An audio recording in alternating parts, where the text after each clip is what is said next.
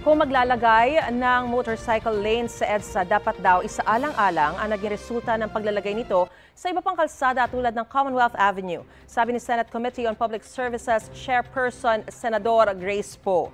Naiintindihan naman daw ng senadora ang intensyon ng panukala ng Department of Transportation.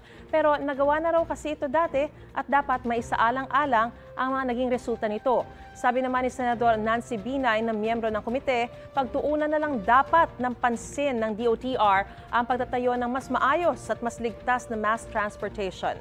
Pansamantalang solusyon lang daw kasi ang motorcycle lane at hindi nito mareresolba ang problema ng trapiko sa Metro Manila. Para naman sa Motorcycle Rights Organization, hindi dapat nakatutok ang DOTR sa panghuhuli sa mga motorcycle rider, kundi dapat sa daloy ng trapiko na pinakasanhi ng problema. Hindi lang naman daw kasi mga rider ang may problema sa disiplina. Sagot naman ng DOTR at MMDA, marami naman talagang proyekto ang gobyerno at ang pagkakaroon ng motorcycle lane ay pinag-aaralan pa lang. Ito ay hindi namin sinasabing priority na dapat unahin namin to. Dahil kasalukuyan, umaandar in full blast ang subway project, ang North-South Commuter Railway.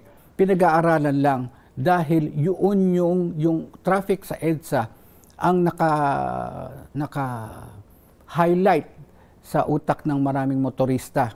Magkukonduct sila ng study on their own. Magkukonduct kami ng study sa MMDA. Then magko-compare kami ng notes. Maraming proposals kaming natanggap pareho na yung mga proposals na yan ay kailangan araling mas maigi. Mga kapuso, para una ka sa mga balita, mag-subscribe sa GMA Integrated News sa YouTube. Sa mga kapuso abroad, subaybayan niyo po kami sa GMA Pinoy TV at sa www.gmanews.tv.